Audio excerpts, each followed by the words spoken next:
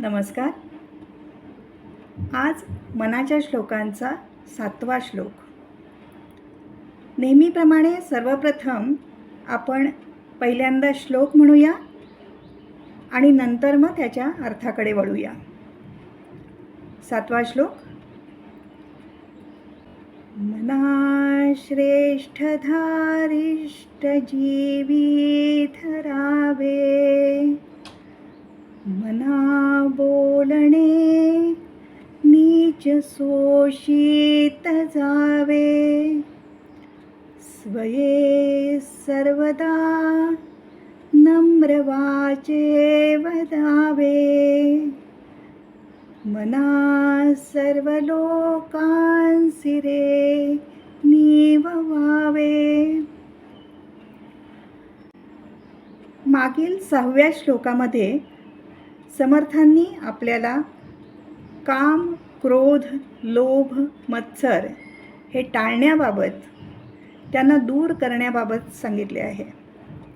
कारण या गोष्टी मनाला कमकुवत बनवणाऱ्या आहेत. या 7व्या श्लोकात समर्थ मनाला कणखर, खंबीर घडवणाऱ्या गोष्टी आपण अंगी बाणाव्यात असे सांगत आहेत. धैर्य ही मनाची ताकद आहे. धैर्य, धारिष्ट, सहनशक्ती, त्याग हे मनाचे सर्वश्रेष्ठ गुण आहेत. ते सजगपणे अंगीकारावे लागतात. त्यामुळे दुसऱ्याला समजून घेणे, प्रतीक्षा करणे, प्रसंगाला सामोरे जाणे, मनाविरुद्ध घडले तरी न डगमगता, मनाचा तोल जाऊ न देता शांत चित्ताने, धीराने घेणे शक्य होते. अशी वृत्ती तयार झाली की छोट्या छोट्या कारणांनी अस्वस्थता येणे कमी होते. मानसिक स्थैर्य लाभते, मनाची ताकद वाढते आणि एकंदरीतच मनस्वास्थ्य सुधारते, वाढते. कोणी काही मनाविरुद्ध बोलले, अपमानास्पद बोलले तर त्याकडे दुर्लक्ष करता यायला हवे. अशा गोष्टी सहन करता यायला हव्या.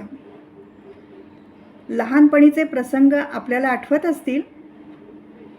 भावंडांबरोबर किंवा समवयस्कांबरोबर एकत्र खेळताना कोणी चिडवले किंवा खोड्या काढल्या की लगेच आपण चिडायचो, रडायचो. धावत घरात जाऊन त्या गोष्टी आपण आईवडिलांना किंवा घरातल्या वडीलधाऱ्यांना सांगायचो. यावर ते काय म्हणायचे, जरा आठवा. ते सहजपणे म्हणायचे, खेळताना असे व्हायचेच, किंवा कोणी काही चिडवू दे, आपण तिकडे लक्ष द्यायचं नाही. किंवा अशा बाबतीतल्या आपल्या रडण्यावरती ते म्हणायचे, कोणी काही म्हटले म्हणून अंगाला थोडीच भुकं पडतात. त्यांच्या अशा बोलण्याचा उद्देश काय होता? आपल्याला किरकोळीत काढणे किंवा आपल्याला झिडकारणे असा नक्कीच नव्हता. तर मुलांनी खंबीर बनावे, छोट्या छोट्या गोष्टींकडे दुर्लक्ष करून पुढे जावे, तक्रार करण्याचा स्वभाव सोडावा, सक्षम बनावे असं त्यांना वाटायचं. तशी त्यांची इच्छा असायची. त्यांचे हे अगदी सहजतेने जाता जाता दिलेले पण मौल्यवान स्वरूपाचे हे धडे मुलांना घडवण्याच्या कामी यायचे. यातून मुले त्यांचे प्रश्न, त्यांच्या अडचणी स्वतःच्या परीने सोडवण्यासाठी तयार व्हायचे. स्वावलंबन, प्रसंगावधान, संयम, सहनशीलता, धैर्य या क्षमता किंवा ही कौशल्ये मनात रुजायला हवीत. लक्षात घ्या, लहान मुलांच्या लहान सहान गोष्टींतील पालकांचा हस्तक्षेप किंवा त्यांना अतिसंरक्षण देणे याच्यातून मुलं परावलंबी बनतात. म्हणून पालकांनी त्यांच्या मुलांच्या बाबतीमध्ये जागरूकतेने अशा गोष्टी टाळायला हव्या. कितीही मनाविरुद्ध कोणी बोलत असेल, अपमानास्पद बोलत असेल, घालून पाडून बोलत असेल, तरी आपण संयम सोडू नये. कोणामुळे आपली वाणी भ्रष्ट होऊ देऊ नये, तर आपण नम्रपणेच वागावे.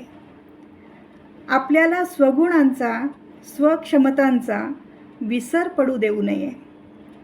आपल्या अशा परिपक्व स्थिरतेमुळे समोरची व्यक्तीही शांत होण्यास मदत होते.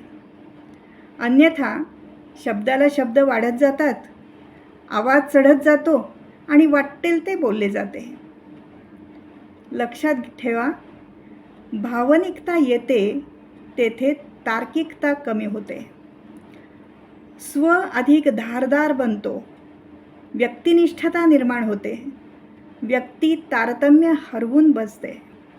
म्हणून समंजसपणे वागावे.